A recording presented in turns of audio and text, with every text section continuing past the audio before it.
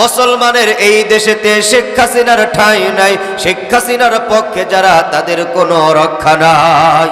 এই দেশেতে থাকতে হলে কোরআন মানতে হবে, কোরআন না মানলে তারা বিতাড়িত হবে।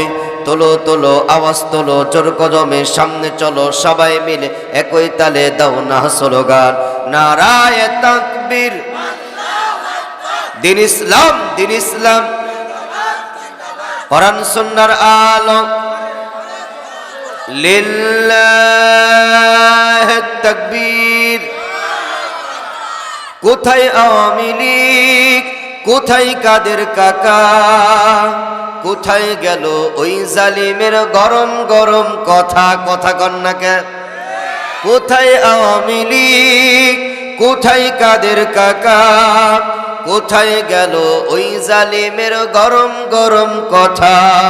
খেলা হবে, খেলা হবে, খেলা হবে বইলে কাকা গেল পালায়া, সৈরাসার পালাইছে দেশটা সারিয়া, কথা কন না খে? হাসিনা পালাইছে দেশটা সারিয়া, কথা কন?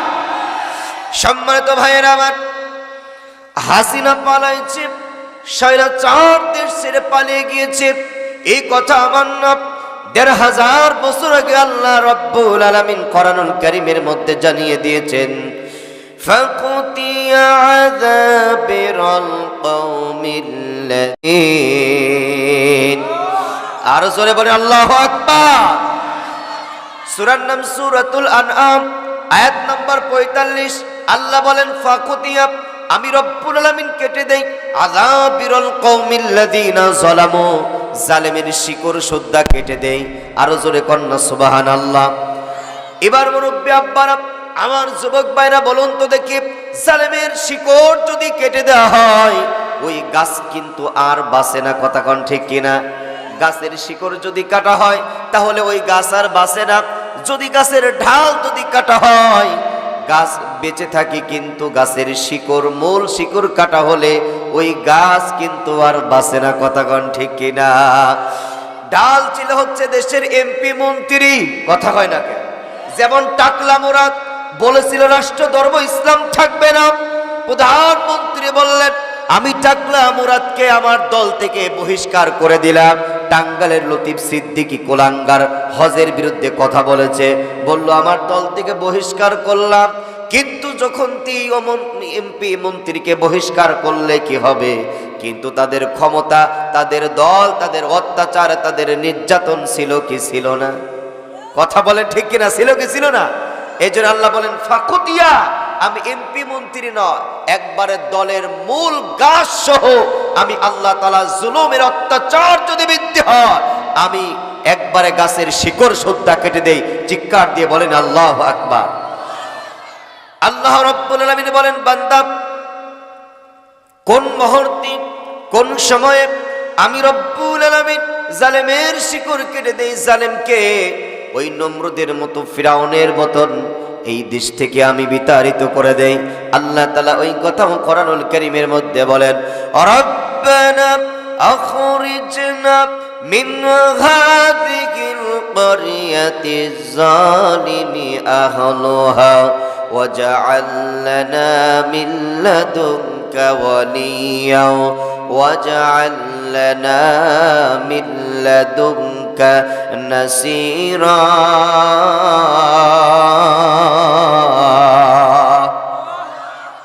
আর জোরে বলেন আল্লাহু আকবার। আল্লাহ বলেন রব্বানা, এই দুনিয়ার সমাজের মানুষ যখন মিনার রিজালি, পুরুষেরা, ওয়ান নিসাই, নারীরা যখন আল্লাহর কাছে হাত তুলে বলে রব্বানা, হে আমাদের রব, আখরিজনা মিন হাযিহিল ক্বরিয়াতিজ যালিমি আহলুহা, রব্বুল আলামিন আমাদের দেশের সরকার, আমাদের দেশের স্বৈরাচার আমাদের উপরে জুলুম করছে, নির্যাতন করছে, আমাদের উপরে অত্যাচার করছে, তারা যখন চোখের পানি ছেলে দিয়ে বলে আল্লাহ, ইয়া আমাদের রব, আখরিজনা মিন হাযিহিল ক্বরিয়াতিজ যালিমি আহলুহা, রব্বুল আলামিন এই জালেমের অশান্তিতে, জালেমের এরকম করে জালেমের অশান্তিতে জালেমরা আমাদের উপরে যে নির্যাতন করছে তাতে আমরা সহ্য করতে পারছি না। ওয়াজআল লানা মিন লাদুনকা ওয়ালিয়্যা ওয়াজআল লানা মিন লাদুনকা নাসীরা। রব্বুল আলামিন আপনার দরবার থেকে আল্লাহ তাআলা আপনি আমাদের জন্য একজন সাহায্য পাঠায় দেয়। কন্যা সুবহানাল্লাহ। আল্লাহ রব্বুল আলামিন বলেন, যখন সমাজের মানুষ যদি এমন করে আমি আল্লাহর কাছে কান্নাকাটি করে আর চোখের পানি ফেলে ফেলে যায় নামাজ ভিজিয়ে দেয়, ওই মুহূর্তে আমি আল্লাহ তাআলা জালেমের শিকড় কেটে দেই। চিৎকার দিয়ে বলেন আল্লাহু আকবার। আর জোরে বলেন আল্লাহু আকবার। আমি ডাইরেক্টলি কোরআন থেকে আমি আপনাদের কাছে বর্তমান প্রেক্ষাপটে আপনারা জানেন স্বৈরা শাসক ছিল, আমাদের দেশ থেকে পালিয়ে গিয়েছে। এই পৃথিবীর মানচিত্রে কোন দেশের সরকার পালিয়ে গিয়েছে এই রকম কোন দৃশ্য নাই। কথা কোন ঠিক কিনা? রাগ করতেছেন আপনারা? এই কথাগুলো জানার দরকার আছে। আমরা বলি আমরা তারাইছি না ভাই, এটা আল্লাহ কোরআন দিয়ে বলতেছে। কোন সময় আমি জালেমকে ওই আপনার ফিরাউনের মতো, নমরুদের মতো, হামানের মতো আমি পতন করে দেই। আল্লাহ বলেন, যখন তি জালেম শাসক এলাকার মধ্যে অত্যাচার করে, নির্যাতন করে, মানুষের চোখের পানি বের করে। এই যে আপনারা জানেন ছাত্ররা যে আন্দোলন করলো, আমরা দেখেছি কত এখন পর্যন্ত কোন অনেক ছাত্ররা হাত ভাঙ্গা, চোখ নাই, কান নাই, এরকম করে এখনো পুঙ্গা হাসপাতালে ভর্তি আছে না নাই? কথা বলেন আছে না নাই?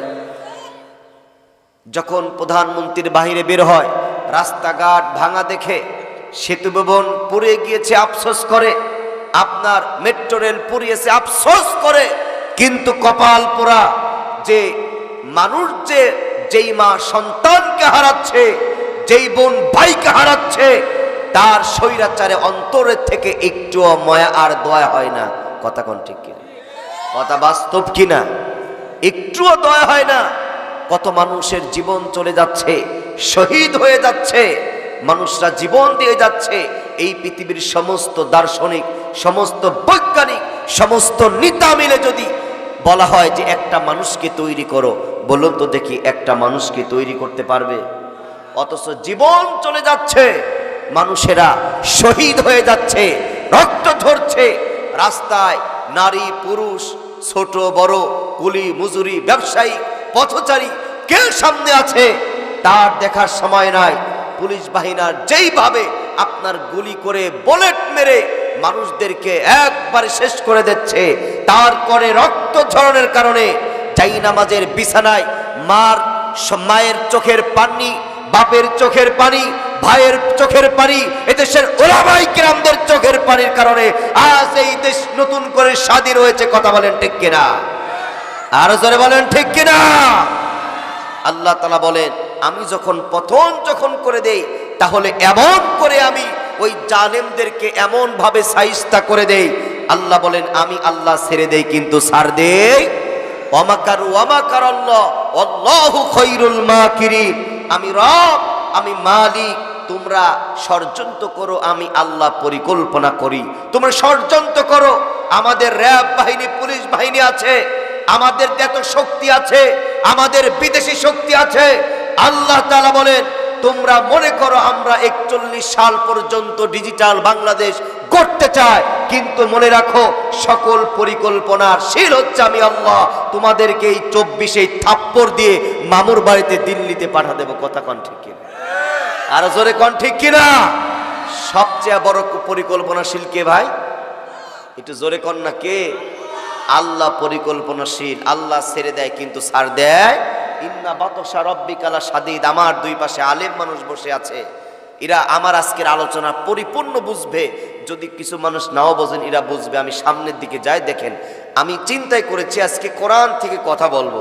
আমি জানি গ্রাম অঞ্চলে মানুষ আপনারা কিচ্ছা কাহিনী শোনেন, পূর্বের দুই বক্তা অনেক আপনাদের মজা দিয়ে গেছে, আমি তেমন মজা দিতে পারবো না।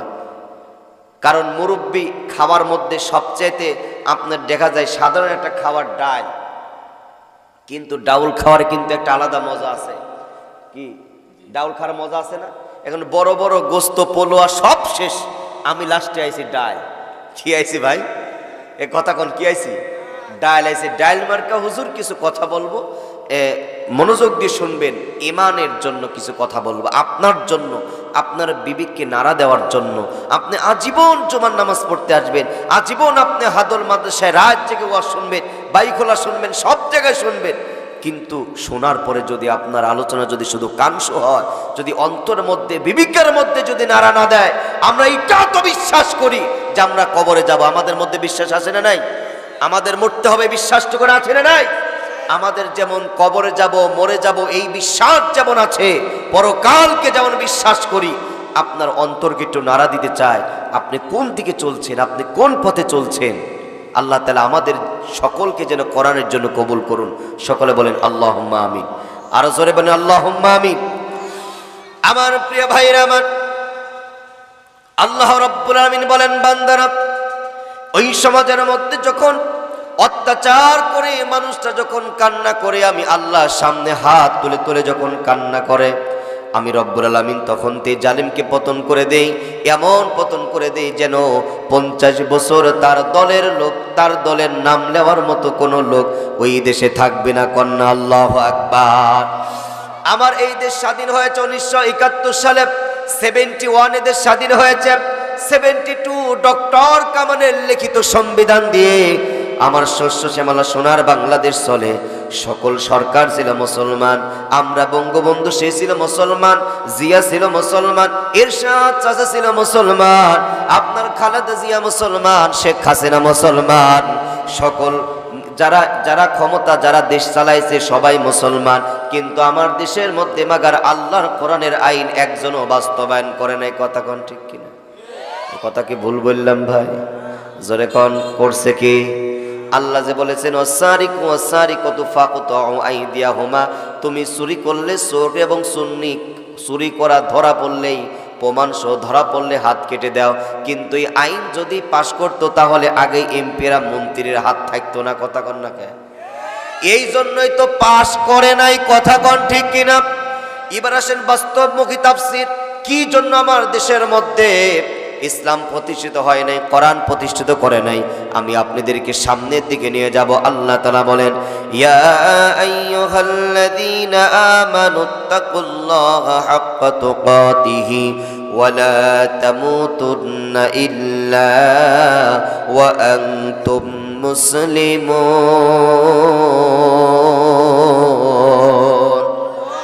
আর জোরে বলেন আল্লাহু আকবার। কোরআনুল কারীমের 2 নম্বর সূরা, সূরাটির নাম সূরাতুল আল বাকারা, আয়াত নম্বর 102। আল্লাহ রাব্বুল আলামিন বলেন, ইয়া আইয়ুহাল্লাযীনা আমানু, হে ঈমানদারগণ, ইত্তাকুল্লাহ, আল্লাহকে ভয় করো। জোরে বলেন কাকে ভয় করো? হাক্কা তুকাতিহি, ভয় করার মতো ভয় করো।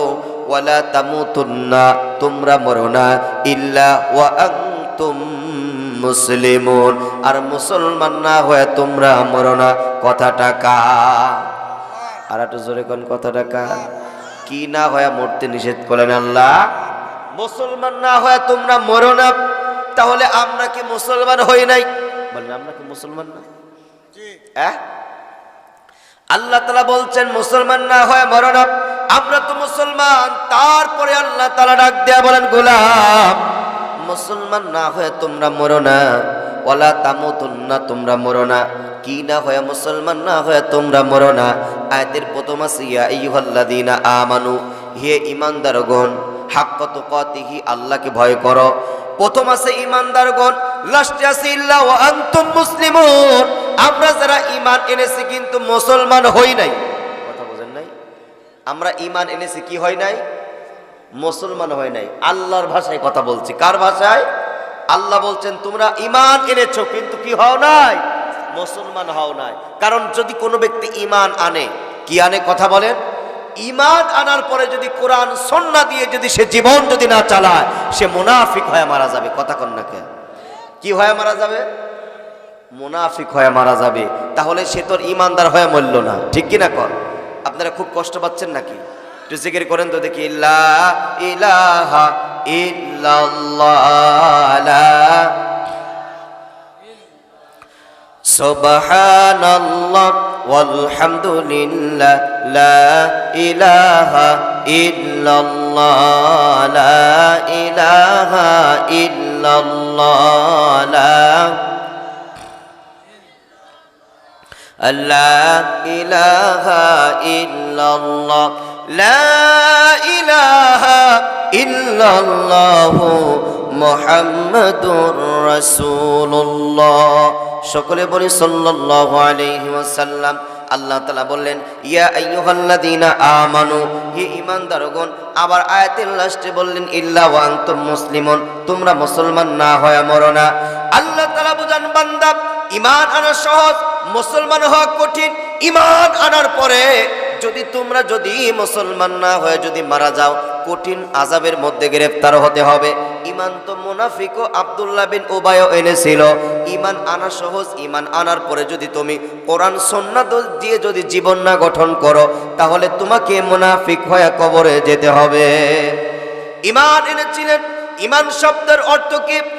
আমানতু বিল্লাহি ওয়া মালাইকাতিহি ওয়া কুতুবিহি ওয়া রুসুলিহি ওয়াল ইয়াউমিল আখিরি ওয়াল কদরি খাইরিহি ওয়া শাররিহি মিনাল্লাহি তাআলা।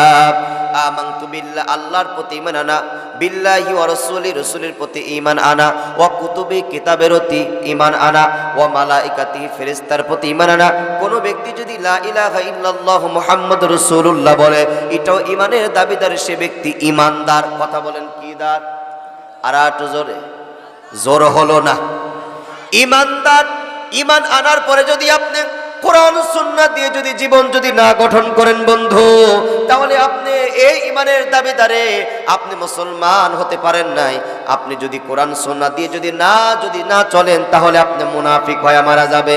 একজন ব্যক্তি তার নামাজ আছে, রোজা আছে, ইসলাম আছে, কোরআন পড়ে, সব কিছু ঠিক আছে, হজ করেছে, যাকাত দিয়েছে, কোরআন পড়েছে, দিন পড়েছে, আল্লাহর কসম আল্লাহি বিল্লাহি তাল্লাহি, ওই ব্যক্তি যদি ঈমান আনার পরে নামাজ পড়ে, হজ করবে, যাকাত দিবে, সব কিছু ঠিক আছে, কিন্তু আল্লাহর কোরআন দিয়ে যদি দেশ চলুক, এটা যদি না চাই, ওই ব্যক্তি মুনাফিক। কথা বলেন কি? আর একটু জোরে কোন কি? আমার কথা না কার কথা? মোল্লার কথা না কার কথা? আর একটু জোরে বলেন কার কথা? আল্লাহ বলেন বান্দা, তুমি যদি নামাজ পড়ো, কোরআন পড়ো, হজ করো, যাকাত দাও, সব কিছু ঠিক আছে, যদি তুমি কোরআন দিয়ে দেশ চলুক এটা যদি না চাও, তাহলে আদাল্লা আমালাহুম, তোমার সমস্ত আমল বরবাদ হয়ে যাবে। কোনো আমল আল্লাহর দরবারে কবুল হবে না। কথা বলেন ঠিক কিনা? আমার মুসলমান ভাইরা, আমার মুনাফিকদের সর্দার যিনি ছিলেন, ঈমান এনেছিলেন আমার পিছে নয়, কাবা শরীফের ইমামের পিছে নয়, বাংলাদেশের সবচেয়ে বড় মসজিদ বাইতুল মুকাররম মসজিদের পিছে নয়, বিশ্ব নবীর পিছে নামাজ পড়েছে। দাড়ি ছিলেন, টুপি ছিলেন, জুব্বা ছিল, সব কিছু ঠিক ছিল। নাম হচ্ছে আব্দুল্লাহ বিন উবাই ইবনে সুলুল। উবাই ইবনে সুলুল ছিল মুনাফিকদের সর্দার। এই ঘটনা বলার আমার উদ্দেশ্য নয়, মুনাফিকদের সর্দার উবাই ইবনে সুলুল সব কিছু যখন মুনাফিকি করলেন, তিনি যখন ইন্তেকাল করলেন, নবীজির সাহাবী হযরতে আব্দুল্লাহ, উবাই ইবনে সুলুলের সন্তান, যার নাম আব্দুল্লাহ। আব্দুল্লাহ চলে গেলেন, ইয়া রাসূলুল্লাহ, ওগো আল্লাহর পয়গম্বর, ওগো নবী, আমার বাবা ইন্তেকাল করেছে। ওগো নবীজি, আমি আপনার কাছে আবেদন জানাই, আমার বাবা আপনার চাচাকে একটা জুব্বা দিয়েছিলেন বিপদের সময়, আমি আমার বাবার জন্য আপনার একখান জুব্বা মোবারক চাই গো নবী। নবী বললেন ঠিক আছে, আমার জুব্বা তোমাকে দিয়ে দিলাম। এই জুব্বা দিয়ে উবাই ইবনে সুলুল মুনাফিকদের সর্দার, তার দাফন কাফন করা হবে। হযরত আব্দুল্লাহ চোখের পানি ফেলে ফেলে আল্লাহর নবীর কাছে বুকটা ভিজিয়ে দেন, বলেন ইয়া রাসূলুল্লাহ, ইয়া হাবিবাল্লাহ, নবী গো, আমি আপনার কাছে আবদার জানাই গো নবী, আপনি একটু আমার বাবার জানাজার নামাজ পড়াবেন, আপনি একটু দোয়া করবেন, আপনি একটু জান্নাত কামান করবেন গো নবীজি। নবীজি এক পর্যায়ে নাজিল হয়ে গেল। এক পর্যায়ে আল্লাহর নবী যখন রাজি হয়ে গেলেন, হযরত আব্দুল্লাহর চোখের পানি দেখে আল্লাহর নবীজি রাজি যখন হয়ে গেলেন, আল্লাহর নবীজি যখন জানাজার নামাজে যাবে, মুনাফিকের জানাজার নামাজে যাচ্ছে, যেই মুনাফিকের মাথায় টুপি ছিল, জুব্বা ছিল, দাড়ি ছিল, সব কিছু ঠিক ছিল, আল্লাহর নবীর পাশে দাঁড়াতেন। আবার রাতের বেলা আবু জেহেলের দরবারে যায় বলতেন, আমরা তো তোমাদের সাথেই আছি। তোমাদের এর নাম কি? মুনাফিক। কথা বলেন, নাম কি? বলতে যে আমরা তোমার সাথে। আবার ওইখানে যায় কই কার সাথে? তোমার সাথে। নবীজি যাচ্ছে জানাজার নামাজ পড়ানোর জন্য। কে যাচ্ছে বলেন? হযরত ওমর দাঁড়িয়ে গেলেন, ইয়া রাসূলুল্লাহ, ইয়া হাবিবাল্লাহ, ওগো আল্লাহর পয়গম্বর, আপনি যাবেন না, আপনি যাবেন না। এবার নবী ডাক দিয়ে বলেন, না আমি জানাজার নামাজ পড়াতে যাব। বলি ইয়া রাসূলুল্লাহ, আপনি জানাজার নামাজে যাবেন, আপনি তো জানেন সে মুনাফিক। বলে আল্লাহ তো আমাকে নিষেধ করে নাই।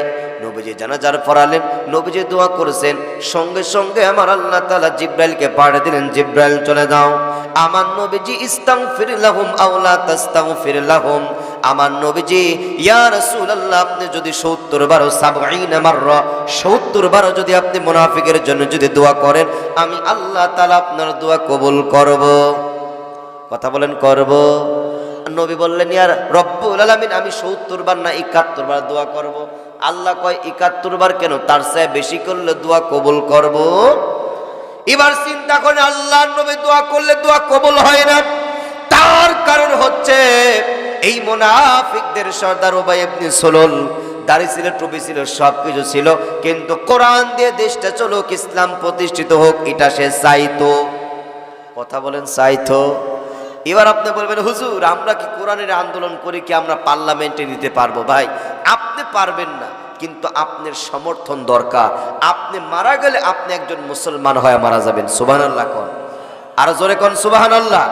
আল্লাহ যেন আমাদের ওই মুসলমান কবুল করুন, যেই মুসলমান আল্লাহ তাআলার কোরআন সুন্নাহর পক্ষে থেকে যাতে ঈমান রেখে ঈমানের সাথে যেতে মরতে পারে। সকলে বলেন আল্লাহুম্মা আমিন। আবারও বলেন আল্লাহুম্মা আমিন। প্রিয় ভাইরা আমার, এই জন্য আমাদেরকে কোরআনের পক্ষে থাকতে হবে, ইসলামের পক্ষে থাকতে হবে, দ্বীনের পক্ষে থাকতে হবে। আল্লাহ রাব্বুল আলামিন। এবার আসেন দ্বিতীয় নাম্বার, ইত্তাকুল্লাহ, আল্লাহকে ভয় করি। কাকে ভয় করার কথা বলেছে আল্লাহ? আল্লাহকে, জোরে কর না, কাকে ভয় করার কথা বলেছে? আল্লাহকে ভয় করার কথা বলেছে। হাক্কা তুকাতিহি, ভয় করার মতো ভয় করো। আমরা তো আল্লাহকে ভয় করি, কিন্তু আল্লাহ বললেন ভয় করার মতো ভয় করো। তাহলে এমন ভয় আবার কেমন যে আমরা যেবা সেবা ভয় করলে হবে না? আল্লাহ বলতেছেন ভয় করার মতো ভয় করো। এই যে আমরা এখানে বসে আছি, এখানে যদি সাপ আসে, আপনার গুই সাপ 4 পাওয়ালা, চেনেন না আপনারা? বেজির মতন দেখা যায় নাকি? আবার আপনার গুগ্গু সাপ, রাসেল পাইপার, নাম শুনেন আপনারা? এখন যদি আপনার গুই সাপ চেনেন, আমরা সচরাচর গুই সাপ যেখানে সেখানে দিয়ে থাকি। এখন গুই সাপ যদি আসে, বলবে ওই যে গুই সাপ আসতেছে। কি কর মুরব্বি? যখন তুই গুগ্গু সাপ এরকম করে ফনা তুলে আসবে, এ কোনে কি আসে রে, তাড়াতাড়ি লিয়াই তো, গুগ্গু সাপ আসলো, এটা ভয় আছে না? এই জন্য আল্লাহ বলেন ইত্তাকুল্লাহ, আল্লাহকে ভয় করো। হাক্কা তুকাতিহি, যেমন তেমন ভয় না, ভয় করার মতো ভয় করো, যেই ভয়ে আল্লাহ সন্তুষ্ট হয়। আল্লাহু আকবার কর। আমার ভাইরা আমার, এই পৃথিবীর জমিনে যত মানুষকে আল্লাহ রাব্বুল আলামিন পাঠিয়েছেন, আল্লাহ তাআলা ডাক দিয়া বলেন পৃথিবীর ওই শ্রেণী মানুষদেরকে আমি আল্লাহ তাআলা ভালোবাসি। আল্লাহ বলেন ইন্না আকরামাকুম ইনদাল্লাহি আতকাকুম ইন্নাল্লাহা আলিমুন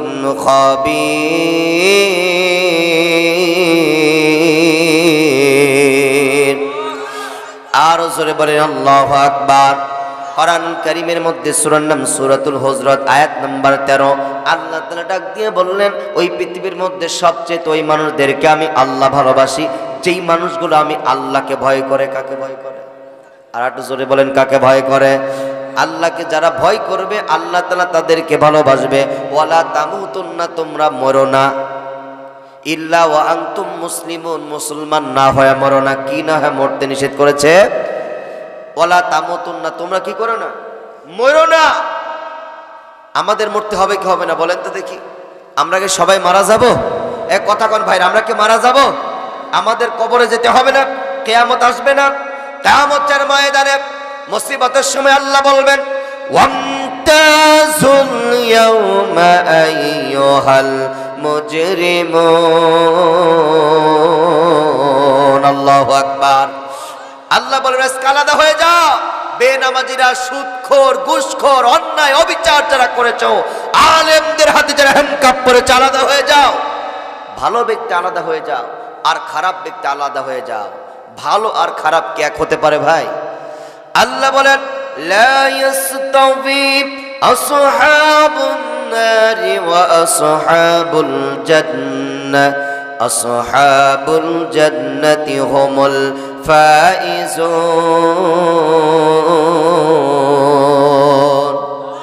জোরে বলেন আল্লাহু আকবার। জান্নাতীরা আর জাহান্নামীরা সমান নয়।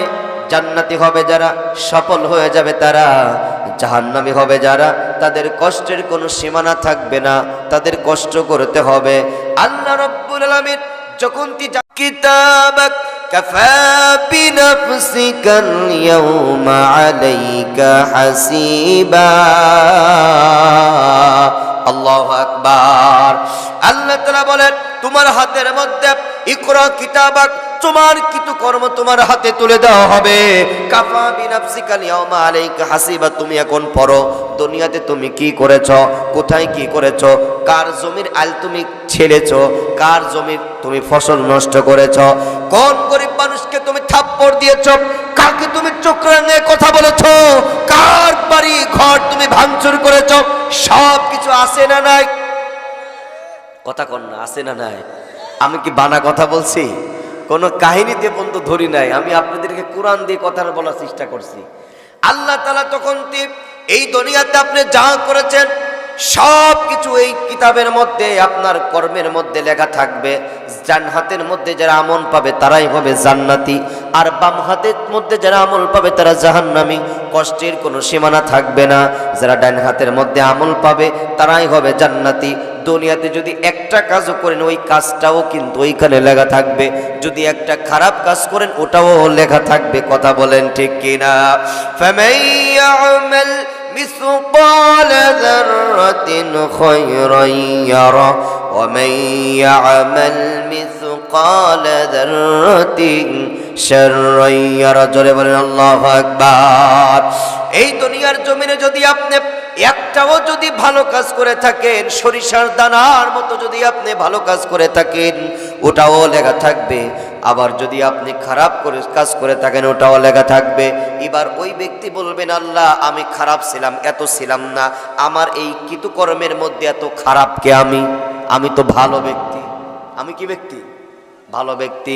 যখন অস্বীকার করবেন আল্লাহ এই কাজগুলো আমি করি নাই, আল্লাহ তাআলা বলবে বান্দা আমি রব্বুল আলামিন তোমাকে এমনি এমনি দুনিয়ায় ছেড়ে দেই নাই, তোমার ঘরের মধ্যে আমি আল্লাহ তাআলা ক্যামেরা ফিট করে রেখেছি। বান্দা তুমি যেখানে যাবা, যেখানে অন্যায় করবা সব কিছু ক্যামেরার মধ্যে রেকর্ড হতে পারে কি পারে না?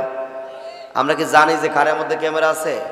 এবার আসেন কোরআনুল কারীম সূরার নাম সূরাতুল বনী ইসরাঈল আয়াত নাম্বার 13 আল্লাহ বলেন وَكُلَّ إِنسَانٍ أَلْزَمْنَاهُ طَائِرَهُ فِي عُنُقِهِ وَنُخْرِجُ لَهُ يَوْمَ الْقِيَامَةِ كِتَابًا يَلْقَاهُ مَنشُورًا।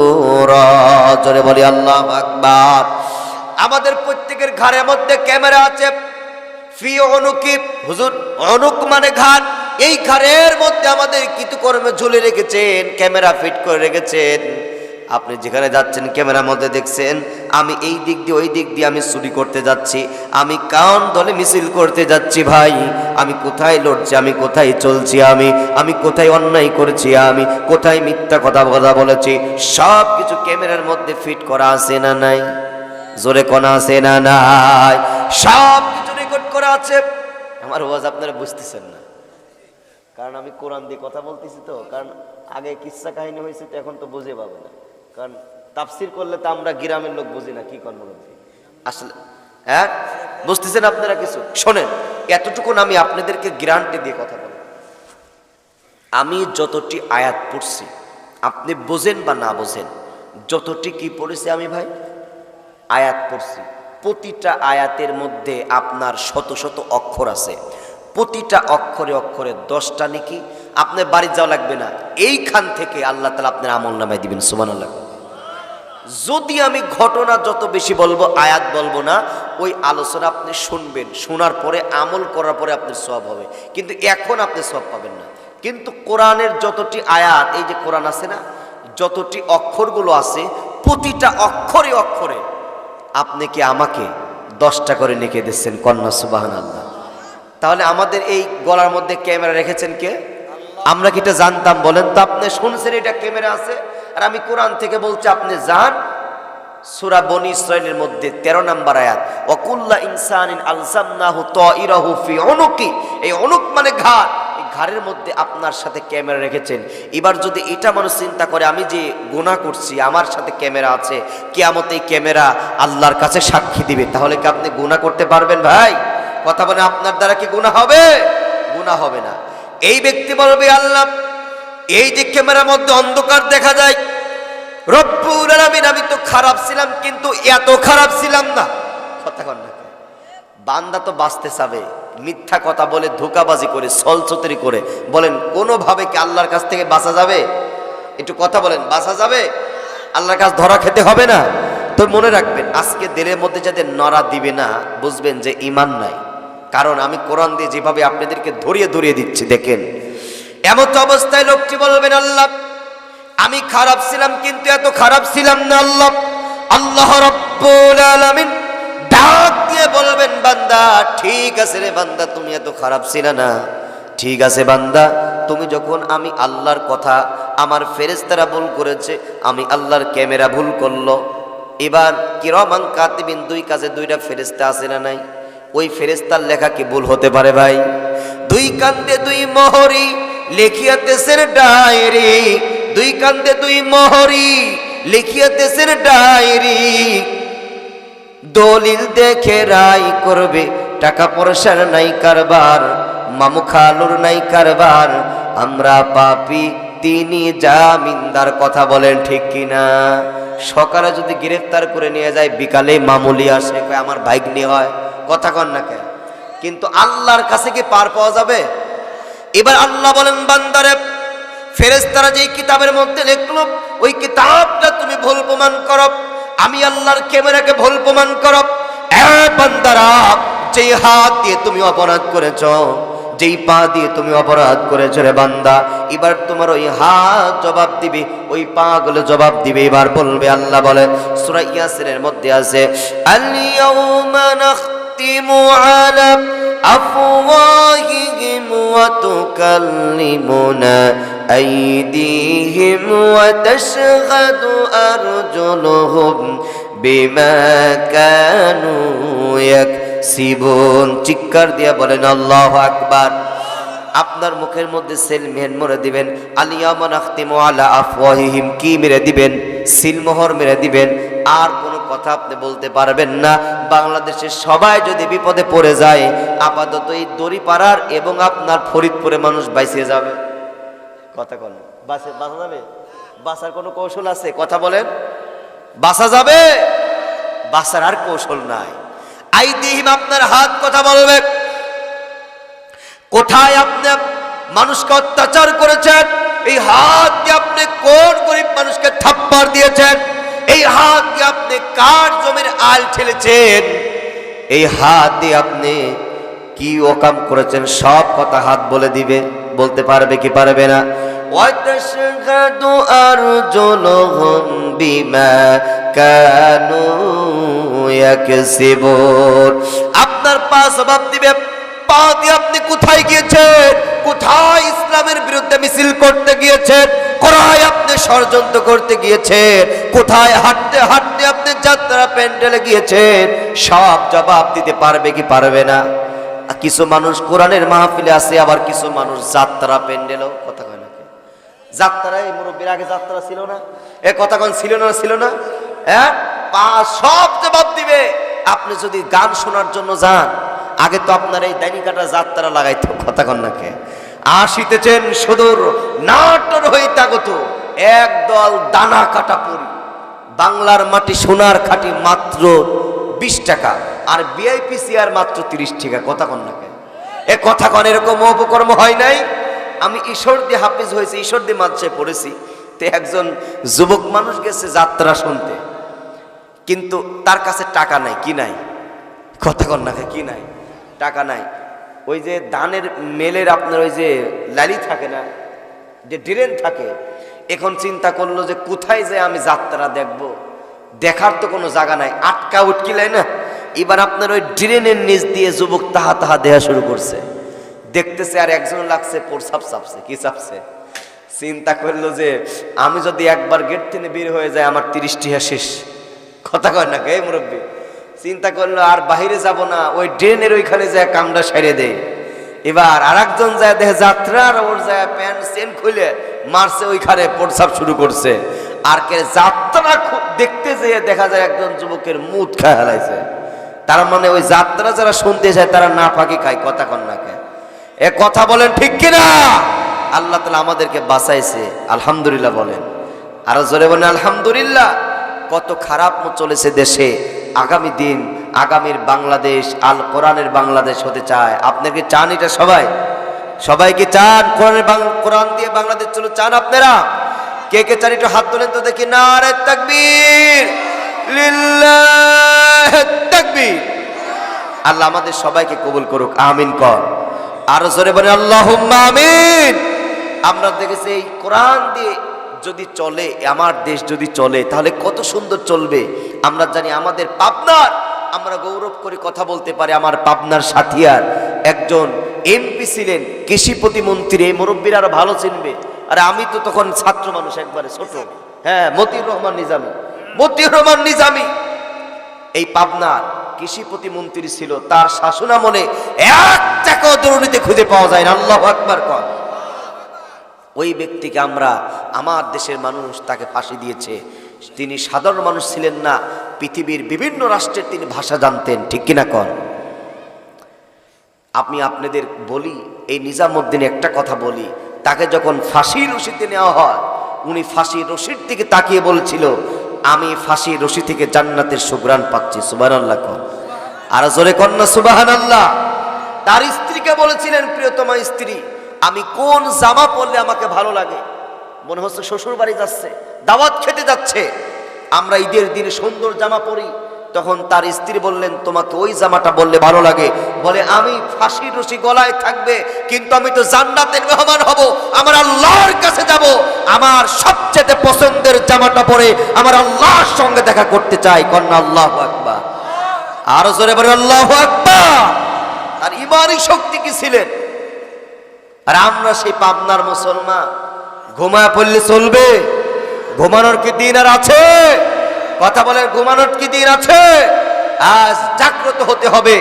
আমরা অনেক নেতা নেত্রীকে দেখেছি, আমরা চাই আগামীর বাংলাদেশ কোরআনের বাংলাদেশ হোক। কথা বলেন ঠিক কিনা? কোরআন দিয়ে আমাদের দেশটা দেখতে চাই। আমাদের দেশ অনেক নেতারা শাসন করেছেন, এই দেশে শাসন করার পরে আমরা কোনো পরিবর্তন পাই নাই।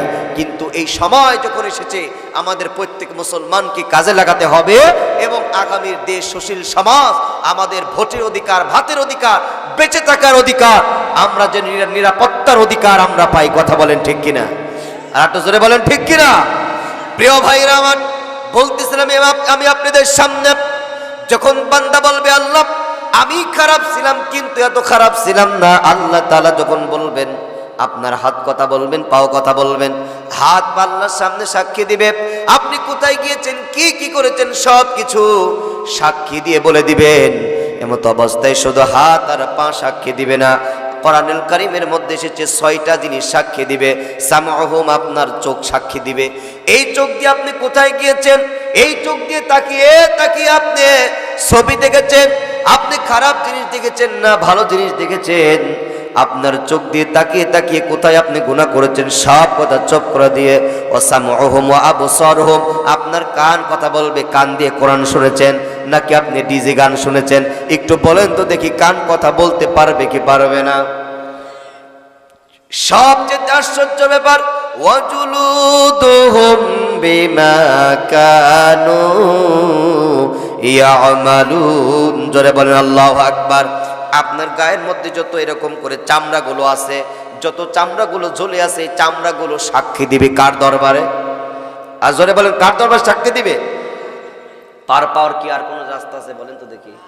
আপনার হাত পা চোখ কান সব সাক্ষী দিবে আল্লাহর কাছে। তারপরে কি ভয় হয় না? আপনি কোথায় চলছেন, আপনি কোন পথে চলছেন? এই যে গা হাত পা যে সাক্ষী দিবে, আপনার যে চামড়াগুলো সাক্ষী দিবে, সবচেয়ে ধরা খেয়ে যাবে নারীরা। যারা বেপর্দায় বেয়া হয়ে রাস্তায় চলাফেরা করে তারাই আগে ধরা পড়ে যাবে, ঠিক কিনা কন? আজকে নারীরা, আমি মহিলাদেরকে বলি, আপনারা বলেন তো দেখি, ইসলামের জন্য সর্বপ্রথম যিনি রক্ত ঢেলেছেন, শহীদ হয়েছেন, তার নাম কি? মা সুমাইয়া রাদিয়াল্লাহু তাআলা আনহা। তিনি একজন নারী। তিনি কি ছিলেন? নারী ছিলেন। ইসলামের জন্য সর্বপ্রথম যিনি জীবন দিয়েছেন হযরত সুমাইয়া রাদিয়াল্লাহু তাআলা আনহা। আবার ইসলামের পর সর্বপ্রথম কালেমা যিনি গ্রহণ করেছেন তিনি হচ্ছে মা খাদিজাতুল কুবরা রাদিয়াল্লাহু তাআলা আনহা। কিন্তু আজকে মা খাদিজা, মা সুমাইয়া ইসলামের জন্য জীবন দিয়েছে, রক্ত দিয়েছেন। আজকে নারীরা ইসলামের দিকে ভূমিকা তেমন রাখতে চায় না। আজকে নারীদেরকে খাটো করা হয়, ছোট করা হয়। শ্যাম্পুর প্যাকেটে নারীদের ছবি দেওয়া হয়, আপনার সাবানের প্যাকেটে নারীদের ছবি দেওয়া হয়, অ্যাড দেওয়া হয়। নারীদেরকে আজকে বেইজ্জতি করা হচ্ছে, আর নারীদেরকে বেপরোয়া বেহায়া করা হচ্ছে। আর যত নারীদেরকে উলঙ্গ হচ্ছে, ততই সমাজের মধ্যে গুনাহ এবং করোনার মতো ভাইরাস আর সমাজের মধ্যে রাসেল ভাইপার নামে গজব একটু পরে পরে আসছে। কথা বলেন ঠিক কিনা? আপনার ঘরের বউ যদি ভালো হয়, তাহলে আপনার সন্তান ভালো হবে, ঠিক কিনা কর? এই পেটের মধ্যে যখন, মা বোনদের পেটে যখন সন্তান আসে, আমার বাড়ি এই দিয়ারপাড়া, বেশি দূরে না তো, আমার দাদার হচ্ছে আপনার 6 ছেলে 6 মেয়ে, আরো 3টা মরে গেছে, 15টা। কিন্তু কোনোদিন সিজার করা লাগে নাই। কি করা লাগে নাই? আলতা করা লাগে না। আজকে সিজার আলতা আছে না নাই হুজুর? সিজার আলতা ঘরে ঘরে। তার মানে যখন এই নারীদের পেটের মধ্যে যখন সন্তান থাকে, তখন ওই যা ডাক্তার বাবুকে বলে, ডাক্তার দেখো আমার পেটের মধ্যে গুই সাপ না গুগু সাপ। কথা বোঝেন নাই? হ্যাঁ, কয় তাই? তখন আল্লাহ কয়, বান্দিরে, আমি আল্লাহ তোমাকে সন্তান দিলাম, আমি আল্লাহ বেটা বেটি দিলাম, তুমি আমি আল্লাহকে মানো না, তুমি আমার দিনকে মানো না, তুমি বেপর্দা হয়ে তুমি ডাক্তারের কাছে গেলা, তোমার ওই পেট না ফারা পর্যন্ত বের করবো না। কথা কন না কে? যখন তুই বাড়িতে আসে, আসার পরে কি করে? রিমোট টেপে ছবি দেখে, ডিজি গান শোনে। কারণ ডাক্তার বলেছে ভারী কাজ করা যাবে না। কথা কন না কে? ডাক্তার বলেছে ভারী কাজ করা যাবে না। গর্ভের মধ্যে সন্তান নিয়ে, পেটের মধ্যে সন্তান নিয়ে মা বোনেরা এরকম করে গান শুনতেছে, সাকিব খানের ছবি দেখে, নাটক দেখে, গান শোনে, ডিপ জলের ছবি দেখে। আল্লাহ ডাক দিয়া বলেন, এ বান্দি, ও পাবনার ফরিদপুরের দড়িপাড়ার মানুষেরা, এ নারীরা, বেটা দিলাম আমি আল্লাহ, বেটি দিলাম আমি আল্লাহ। তুমি এমন করে তুমি গান শোনো, নামাজ পড়ো না, কোরআন পড়ো না, দিন পড়ো না, শুধু ডিপ জলের বসে বসে ছবি দেখো, তোমার পেট থেকেই তো ডিপ জল বাড়াচ্ছে। কথা কয় না কে? কথা কয় না রেখে মুসলমান, কি বাড়াচ্ছে? এই জন্য তো আজকে ডিপ জল হয়, অভাব নাই। আহারে মা বোনেরা বেপর্দা বেপরোয়া হওয়ার জন্য আজকে সমাজের মধ্যে এমন অবস্থা। আল্লাহর ওলি খাজা মাইনুদ্দিন চিশতি রহমাতুল্লাহি আলাইহি ভারতের জমিনে আসলেন। ভারতের জমিনে আসার পরে শত শত মানুষ যখন ইসলাম গ্রহণ করলো, আল্লাহর ওলি খাজা মাইনুদ্দিন চিশতি রহমাতুল্লাহি আলাইহি যখন চলে গেলেন মায়ের কাছে, মা, আল্লাহ তাআলা আমাকে কত সম্মান দিয়েছে, কত ইজ্জত দিয়েছে, বলবে এই গৌরব, এই অহংকার তোর না বেটা, তোর না। কেন মা, কেন? বলে, বেটা রে, এই গৌরব আমি তোমার মার। তুমি যখন আমার গর্ভে ছিলে, পেটে ছিলে রে বেটা, আমি তোমাকে এরকম করে তোমাকে গর্ভে রেখে কোরআন পড়েছি, নামাজ পড়েছি, আল্লাহকে ডেকেছি। এ বেটা মাইনুদ্দিন, ও বেটা মাইনুদ্দিন, তুমি যখন দুনিয়াতে এসেছো বেটা, আমি তখন তোমাকে ওযু ছাড়া দুধ পান করাই নাই। চিৎকার দিয়ে বলা যাবে নাকি সুবহানাল্লাহ?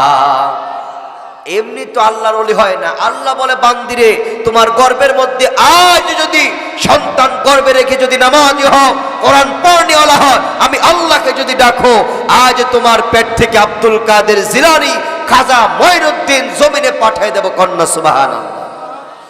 আমার আম্মা জানেরা, অনেক মায়েরা আছেন এই গভীর রাত পর্যন্ত কথাগুলো শুনছেন। আমি মা বোন এবং যুবক ভাইদের সবার জন্য আমি আলোচনার দিকে নিয়ে যাচ্ছি। আমার ভাইরা, কবরের জন্য একটু নিয়ে যাচ্ছি, কারণ গভীর রাত্রি আমরা কবর গেটে স্মরণ করে দেই। ওই কবরের মধ্যে আল্লাহর নবীর স্ত্রী হযরত মা খাদিজাতুল কুবরা রাদিয়াল্লাহু তাআলা আনহা জান্নাতি নারীদের মধ্যে 1 নাম্বার জান্নাতি নারী। আল্লাহ নবীজি বললেন, আশারে মুবাশশারা 10 জন সাহাবী জান্নাতি, আর নারীদের মধ্যে 8 জন নারী জান্নাতি। তার মধ্যে 1 নম্বরে জান্নাত মা খাদিজাতুল কুবরা রাদিয়াল্লাহু তাআলা আনহা। গভীর রাত্রি নামাজ আদায় করে নবীজির দিকে তাকিয়ে আছেন। আল্লাহর নবী ডাক দিয়ে বলেন, খাদিজা, এই গভীর রাত্রি কেন তুমি আমার দিকে ফেল ফেল করে তাকিয়ে আছো? মা খাদিজাতুল কুবরা রাদিয়াল্লাহু তাআলা আনহা নবীকে ডাক দিয়ে বলেন, ইয়া রাসূলুল্লাহ, ইয়া হাবিবাল্লাহ, ওগো আল্লাহর পয়গম্বর, ওগো আল্লাহর নবীজি, ইয়া রাসূলুল্লাহ, নবী গো, আমি খাদিজা কখন যেন ইন্তেকাল করব, কখন যেন কবরের মধ্যে চলে যাব নবী গো। আমি যখন মারা যাব গো নবী, আমি আপনার কাছে 3টা আবদার করব। একটু জোরে জবান খুলে বলেন, কয়টা আবদার করব? নবী ডাক দিয়ে বলেন, কি কি আবদার করব খাদিজা বলো? মা খাদিজাতুল কুবরা রাদিয়াল্লাহু তাআলা আনহা ডাক দিয়ে বলেন, নবী গো, ইয়া রাসূলুল্লাহ, ইয়া হাবিবাল্লাহ, আপনার কাছে 1 নাম্বার চাইব গো নবী, আমি যখন কবরে চলে যাব, আমি যখন মারা যাব গো নবী, আপনার গায়ের জব্বা দিয়ে আমি খাদিজার কাপড়ের কাপড় আপনি বানিয়ে দিবেন। নবী ডাক দিয়ে বলেন, খাদিজা কান্দো না, কান্দো না খাদিজা, কান্দো না, কারণ তুমি তো জান্নাতি, তুমি তো জান্নাতি। খাদিজা, আল্লাহ রাব্বুল আলামিন তোমার সালাম জানিয়েছে। যেই খাদিজাকে আল্লাহ তাআলা সালাম জানাই রে, ওই খাদিজা জাহান্নামী হতে পারে না। মা খাদিজাতুল কুবরা রাদিয়াল্লাহু তাআলা আনহা ডাক দিয়ে বলেন, ওগো আল্লাহর পয়গম্বর, ইয়া রাসূলুল্লাহ, ইয়া হাবিবাল্লাহ, গো আল্লাহর পয়গম্বর গো নবী, আমি খাদিজা কবর থেকে ভয় পাই। যেই কবরের মধ্যে সাথী না, যেই কবরের মধ্যে বাতি নাই, আলোর ব্যবস্থা থাকবে না গো নবীজি, ওই কবর থেকে আমি খাদিজা ভয় পাই, কবর থেকে আমি খাদিজা ভয় পাই। নবী ডাক দিয়ে বলেন, খাদিজা তুমি 2 নাম্বার কি চাও? মা খাদিজাতুল কুবরা রাদিয়াল্লাহু তাআলা আনহা ডাক দিয়ে বলেন, ইয়া রাসূলুল্লাহ, ইয়া হাবিবাল্লাহ, ওগো আল্লাহর পয়গম্বর, ইয়া রাসূলুল্লাহ, ইয়া হাবিবাল্লাহ, নবী গো, আমি খাদিজাতুল কুবরা আপনার কাছে আমি চাই, যখন আমাকে কবরের মধ্যে রাখবেন, দুনিয়ার কোনো মানুষ না গো নবীজি, আপনি নবীজি বিশ্ব নবী, আপনি দয়ার নবী, আপনি রাহমাতুল লিল আলামিন, আপনি নিজে হাতে আমাকে কবরের মধ্যে রাখবেন নবী। নবী ডাক দিয়ে বলেন, খাদিজা কান্দো না, কান্দো না রে খাদিজা, কান্দো না। মা খাদিজাতুল কুবরা রাদিয়াল্লাহু তাআলা আনহা ডাক দিয়ে বলেন, নবী গো, ইয়া রাসূলুল্লাহ, নবী গো, ওই কবরের মধ্যে বিশ্ব নবী যেই কবরে নামবে, যেই নবীজির কবরের মধ্যে নবীজি নামবে, ওই মাটির কবর আমার সঙ্গে বেয়াদবি করতে পারবে না। ওই নবীজির গায়ের জুব্বা যদি আমার গায়ের সঙ্গে থাকে গো নবী, ওই মাটির কবর আমার সঙ্গে বেয়াদবি করতে পারবে না। সাপ বিচ্ছুগুলো আমাকে কামড়াইতে পারবে না, কামড়াইতে পারবে না। নবী ডাক দিয়ে বলেন, খাদিজা তুমি 3 নাম্বার কি চাও? মা খাদিজাতুল কুবরা রাদিয়াল্লাহু তাআলা আনহা, ওগো আমার বন্ধুরা, আমার আব্বারা, আমার হাদলের বাজানেরা, একটু খেয়াল করে মনোযোগ দিয়ে কথাগুলো শুনবেন রে বাবা। এই গভীর রাত্রে দোয়া কবুলের সময় আমি আপনাদেরকে একটু দিলের মধ্যে একটু নাড়া দেওয়ার জন্য একটু উঠেছি, একটু কবরের কথা একটু স্মরণ করে দিতে চাই রে বন্ধু।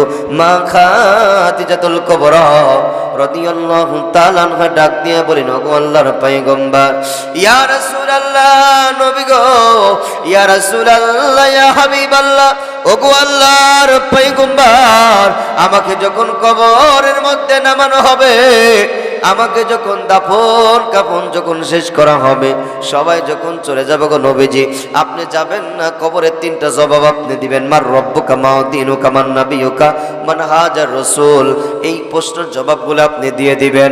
এবার আল্লাহর নবীজি যখন কবরের সামনে যখন দাঁড়িয়ে থাকেন, আল্লাহ তাআলা ডাক দিয়ে বলেন, ইয়া রাসূলুল্লাহ, বন্ধুরে, কেন তুমি কবরের পাশে দাঁড়িয়ে আছো? আমার নবী ডাক দিয়ে বলেন, গো আল্লাহ, আমার খাদিজা বলেছিলেন কবরের জবাব দিতে। নবী ডাক দিয়ে বলেন, নবীটা আল্লাহ ডাক দিয়ে বলেন, এ আমার বান্দারে, এ আমার নবীরে, অর্থ সম্পদ, টাকা পয়সা সবকিছু ইসলামের জন্য ত্যাগ তিতিক্ষা করার কারণে আপনার খাদিজাকে আমি রব্বুল আলামিন জান্নাতি রমণী, জান্নাতি নারী বানিয়েছি। চিৎকার দিয়ে বলা যাবে নাকি সুবহানাল্লাহ? আর একটু জোরে কোন সুবহানাল্লাহ, আর জোরে কোন না সুবহানাল্লাহ। আমার আব্বার, আমার যুবক ভাইরা, গভীর মনোযোগ দিয়ে শুনবেন। দেখেন তেলের মধ্যে নাড়া দেয় কিনা, অন্তরের মধ্যে নাড়া দেয় কিনা। আমি একটু আপনাদেরকে কবরকে বোঝাতেছিলাম। একজন বাচ্চা ছিলাম, বাচ্চার নাম বাচ্চা হারুন আর রশিদ।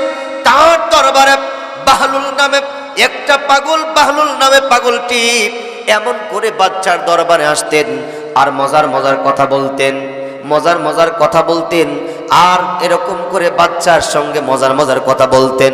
বাচ্চা ডাক দিয়া বলেন, আমার মানুষেরা শোনো, এই বাহলুল পাগলকে আমি অত্যন্ত ভালোবাসি, এই বাহলুল পাগলকে আমি খুব ভালোবাসি। তোমরা বাহলুল পাগলকে তোমরা আমার দরবার থেকে আসতে কোনো বাধা দিও না, বাহলুল পাগলকে আসতে বাধা দিও না। বাচ্চার কাছে যায় আর মজার মজার কথা বলে। অনেক ছোট ছোট বাচ্চারা বড় বড় কথা বলে, আসে না নাই? একটু ভালো লাগে, তার প্রতি দরদ হয়। এরকম করে বাহলুল পাগল একদিন, 2 দিন, 5 দিন করে আসে। হঠাৎ করে বাচ্চা বললেন, এ বাহলুল, তুই হচ্ছে গাধা, তুই হচ্ছে বোকা, তুই হচ্ছে হেবলা। বাহলুল পাগল ডাক দিয়ে বলেন, বাচ্চা ঠিক আছে, আমি সব ঠিক আছে। এবার বাচ্চা ডাক দিয়ে বলেন, হাতের উপরে এরকম করে লাঠি দিলেন, এ বাহলুল পাগল, এই লাঠিটা তোর হাতে উঠিয়ে দিলাম। তোর চেয়ে যদি বোকা মানুষ পাস, তোর চেয়ে যদি এরকম করে হেবলা মানুষ পাস, তারে তুই লাঠিটা দিবি। তার মানে তাকে তিরস্কার করে, তাকে ধিক্কার দিয়ে কথাটা বাচ্চা বললেন। বাচ্চার এই লাঠিটা বাহলুল পাগল বুকের মধ্যে জড়িয়ে নিয়ে জায়গায় জায়গায় গ্রামে গ্রামে ঘুরে বেড়ায়।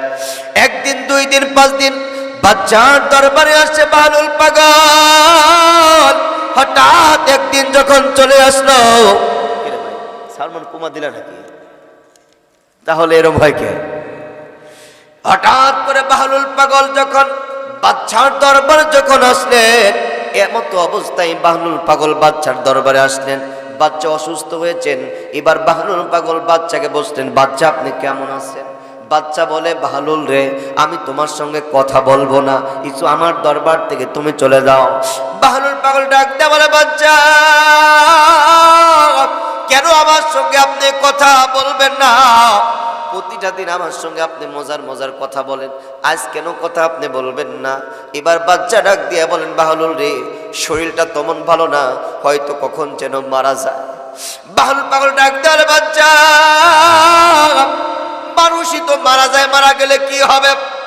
এবার বাহলুল ডাক দিয়ে বলেন, বাচ্চা বলেন, বাহলুল পাগল রে, মানুষ যদি মারা যায় কবরের মধ্যে রাখা হয়, আমি তো দুনিয়াতে থাকবো না, কখন যেন কবরে চলে যায়। এবার বাহলুল পাগল ডাক দিয়ে বলেন, বাচ্চা রে, আপনাকে তো কবরের মধ্যে রাখা হবে, মাটির মধ্যে রাখা হবে। কয় হ্যাঁ। বাচ্চা, যেই মাটির কবরের মধ্যে আপনি যাবেন গো, যেই কবরের মধ্যে আপনাকে রাখা হবে, ওই কবরের মধ্যে কয়জন পুলিশকে আপনি পাঠিয়েছেন, কয়জন আর্মি, কয়জন বিডিআরকে পাঠাইছেন? বাহলুল পাগল ডাক দিয়ে বলেন, বাচ্চা, দুনিয়ার মধ্যে যদি আপনি রাস্তা দিয়ে যান, পিছনে 10 গাড়ি পুলিশ, সামনে 10 গাড়ি পুলিশ। বাচ্চারে যেখানে আপনি মাউথপিস দিয়ে কথা বলেন, আশপাশ দিয়ে পুলিশ প্রশাসন আপনাকে নিরাপত্তা দেয়। বাহলুল পাগল ডাক দেয়া বলে, বাচ্চারে, যেই মাটির কবরের মধ্যে আপনি যাবেন গো, আপনি কয়জন পুলিশ বাহিনীকে পাঠাইছেন, আর্মা বাহিনীকে পাঠাইছেন? বাচ্চা শোনার সঙ্গে সঙ্গে চোখ দিয়ে বয়ে বয়ে পানি আসছে, পানি আসছে। বাহলুল পাগল ডাক দেয়া বলে, বাচ্চা, আপনি যেই কবরের মধ্যে যাবেন গো, আপনি কয়জন বাবরচিকে আপনি পাঠাইছেন? আপনার জন্য গণভবনে 7টা বাবরচি রাখা আছে। আপনি তো যার তার হাতের রান্না আপনি খান না, আপনার জন্য 7টা নতুন বাবরচি আছে গো বাচ্চা। আপনি কয়জন বাবরচিকে আপনি ওই কবরের মধ্যে আপনি পাঠাইছেন? বাচ্চার আর জবাব দেয় না, জবাব দেয় না, কথা হয় না, শুধু কান্দে আর কান্দে আর কান্দে। বাহলুল পাগল ডাকতে পারে, বাচ্চা, আমি বাহলুল পাগল বলে গেলাম গো বাচ্চা, দুনিয়ার মধ্যে সবচেয়ে হতভাগা, দুনিয়ার মধ্যে সবচেয়ে কপাল পোড়া, সবচেয়ে হতভাগা ওই ব্যক্তি যে মানুষগুলো কবরকে চিনতে পারে না, যে মানুষগুলো কবরকে বুঝতে পারে না, যে মানুষকে পরকালকে অনুভব করতে পারে না। বন্ধুরে, আপনাদের ঈদগার ময়দানে, আপনাদের গোরস্থানের মধ্যে এখানে এমন কি কোন মানুষ আছেন জীবনে মাটি দেন নাই? কবরের মধ্যে কত মানুষকে মাটি দিলাম, আজ পর্যন্ত কত মানুষ ফিরে আসলো না। আমাদের প্রত্যেকেই কবরের মধ্যে যেতে হবে। সবচেয়ে কপাল পোড়া, সবচেয়ে হতভাগা, সবচেয়ে খারাপ মানুষ ওই ব্যক্তি, খারাপ মানুষ ওই ব্যক্তি, হতভাগা ওই ব্যক্তি, কপাল পোড়া যেই ব্যক্তি মাটির কবরকে চিনতে পারলো না, যেই ব্যক্তি পরকালকে বুঝতে পারলো না। এই দুনিয়ার জমিনে আপনি কামাই করেন, আপনি অর্থ গুছান, আপনি কামলা দেন, সব কিছু দুনিয়ার মানুষের জন্য করেন, কিন্তু পরকালের জন্য যেটা করবেন ওটাই হচ্ছে আপনার। আপনি নামাজে আসবেন আপনার, আপনি দান করবেন আপনার, আপনি সুন্নতের উপর, ঠিক কিনা? এই দুনিয়ার জমিনে এই মাটি আপনার জমি আছে, ওই মাঠে জমি আছে, আপনার বাড়ি করেছেন, গাড়ি করেছেন, সব কিছু আছে রে বন্ধু। ওই কবরের মধ্যে যখন চলে যাবেন, আপনার জমি আপনাকে ফাঁকি দিবে, আপনার স্ত্রী আপনাকে ফাঁকি দিবে, আপনার সন্তান ফাঁকি দিবে, আপনার বাড়ি গাড়ি সম্পদ ফাঁকি দিবে, ব্যাংকের টাকা ব্যাংকে পড়ে থাকবে, জায়গার জায়গায় জায়গা থাকবে, দুনিয়ার জমিনে সব কিছু পড়ে থাকবে। আপনি মালিক হবেন ওই সম্পদের, যেই সম্পদটুকুন আল্লাহর রাস্তায় আল্লাহর ঘরের জন্য ব্যয় করবেন। কথা বলেন ঠিক কিনা? আমরা আল্লাহকে যা দিচ্ছি, আল্লাহর কোরআনের জন্য, আমরা আল্লাহর ঘরের জন্য, মসজিদের জন্য যেটা আমরা দান করছি, এটাই আমার থাকবে। কার থাকবে? কথা বলেন। আর এর প্রতিদান আল্লাহ দিবেন। দুনিয়ার মানুষ ধোঁকা দেয়, দুনিয়ার এমপি ধোঁকা দেয়, দুনিয়ার মেম্বার ধোঁকা দেয়, দুনিয়ার বউ ধোঁকা দেয়, সন্তান ধোঁকা দেয়, জায়গা ধোঁকা দেয়, টাকা ধোঁকা দেয়, মানুষটা ধোঁকা দিতে পারে, কিন্তু একজন ধোঁকা দেয় না, মিথ্যা কথা বলে না, নিরাশ করে না, অন্যায় করে না। ওই ব্যক্তি কথা বলেন কে? আল্লাহকে ধোঁকা দেয়। কথা, আল্লাহকে ধোঁকা দেয়, আল্লাহকে ফাঁকি দেয়। দুনিয়ায় সব জায়গায় ফাঁকিবাজি আছে, ধোঁকাবাজি আছে। আল্লাহর দরবারে কোনো ফাঁকিবাজি আর ধোঁকাবাজি। খারাপ লাগতেছে মনে হয়? আলোচনা ভালো লাগতেছে? হ্যাঁ, আলহামদুলিল্লাহ। কন এত রাত্রি শোনেন। আসল কথা, একটা বক্তার নিয়মই কি, আপনারা ও আওয়াজ দিলে ওয়াজ ওঠে, কথা বলেন না। এই গিয়ার মাঝে মধ্যে উঠে আবার থামি যায়, একাই থামি যায়। কি করবো কন? এটা আমার তো করার কিছু নাই, কষ্ট পাচ্ছে। হ্যাঁ, এইগুলি গুছায় এক জায়গায়, আবার কি ওয়াজ শুরু করবো? রাত্রে 1টা বাজে যাচ্ছে। শোনেন বাজার, আমি আপনাদের কিছু আমলের কথা বলি ভাঙ্গা কণ্ঠে। কি খারাপ লাগছে? লোকজন নাই, আগে বড় বড় বক্তারা ওয়াজ করে গেছে, আমি ছোট মানুষ। হ্যাঁ, শোনেন, আমার কথা হচ্ছে যে আমি আলোচক, ঠিক আছে? আমি একজন কি আলোচক, এবং আমি একটা বিষয়ের উপরে কোরআনের তাফসির করতে পারি। ওয়াজ যখন শিখি তখন ঘটনা বলে ওয়াজ শিখতে হয়েছে আমাকে, কিন্তু আমাকে গবেষণা করে একটা আয়াতের উপরে আমি অনেকক্ষণ কথা বলতে পারি বিশ্লেষণ করে। আল্লাহ তাআলা এই শক্তি দিয়েছে। আল্লাহ যেন আমাকে আরো যোগ্যতা, অভিজ্ঞতা, এলেম, আসমানে এলেম যেন আল্লাহ দেয়। আমিন কর। শোনেন, এই কোরআনটা হচ্ছে আল্লাহর কোরআন। কার কোরআন বলেন? এটা বক্তা উঠলে আল্লাহ যা বলায় বক্তা ওই কথাটাই বলবে, কিন্তু বক্তাটার নিয়ত যদি থাকে আমি কোরআন থেকে ভেঙে ভেঙে কথা বলবো, আল্লাহ তখন আসমানের এলেম তার মধ্যে দিয়ে দেয়। আর আসমানি এলেম যখন শুনবেন, তখন আপনি যখন কোরআন শুনবেন, ওই অন্তরগুলো আল্লাহ নরম করে দেয়। কি করে দেয়? নরম করে দেন। প্রিয় ভাইরা আমার, আমি বললাম সব কিছু ফাঁকি দেয়, বউ ফাঁকি দেয়, আপনি দুনিয়ার নেতা ফাঁকি দেয়, জায়গা জমি সব ফাঁকি দেয়। আমার যে আজকে আমার পছন্দের জুব্বাটা বানাইছি, আমি মারা গেলে কি এই জুব্বা গায়ে দিয়ে কবরে যেতে পারবো? আপনার যেই সম্পদ আছে, আপনি কি টাকা পয়সা নিয়ে যেতে পারবেন? অনেকে আপনারা দান করেছেন। এই গভীর রাত্রে জোর জমুর করবো না, আমি আরো কিছু আমলের কথা বলবো, একটু পরে বলছি। এর মধ্যে আমি আপনাদের কাছে বলতে চাই, যারা এখনো দেন নাই, এমন কি লোক আছেন যে 5,000, 3,000, আল্লাহর এই 30 পারা কোরআন, হুজুর আমি 3,000 টাকা দেব, যে দরুদের আমল করতে হবে। 2 নাম্বার, অন্তর দিয়ে নবী এবং রাসূল আল্লাহর ভালোবাসা ভরপুর করে রাখতে হবে। 3 নম্বর, আপনি যখন কবরে যাবেন, এই নবীর সুন্নত নিয়ে কবরে যাবেন, তাহলে আপনাকে নবীজি দেখেই চিনবেন এটা আমার উম্মত, ঠিক কিনা কর? 2 নাম্বার, আপনার পায়ের টাকনুর উপরে কাপড় পরতে হবে। অনেকে আছে ও যায় রাস্তা ঝাড়ু দিতে দিতে যায়, হ্যাঁ, এই কাজ করা যাবে না। মেডিকেল সায়েন্টিস্টরা বিভিন্ন গবেষণায় বলেন, ইসলাম যতটুকু বলেছে এই টাকনুর উপরে কাপড় পরার অনেক ফায়দা রয়েছে। এতটুকুন ফায়দা মনে রাখেন, এই টাকনুর যদি নিচে কাপড় পরেন আপনার শরীরের দুর্বলতা হয়ে যাবে, চেহারা নষ্ট হয়ে যাবে, শরীরের শক্তি কমে যাবে। এই দাড়ি যদি শেভ করেন এটাও কিন্তু আপনার অনেক ক্ষতি রয়েছে। এই জন্য আমলগুলো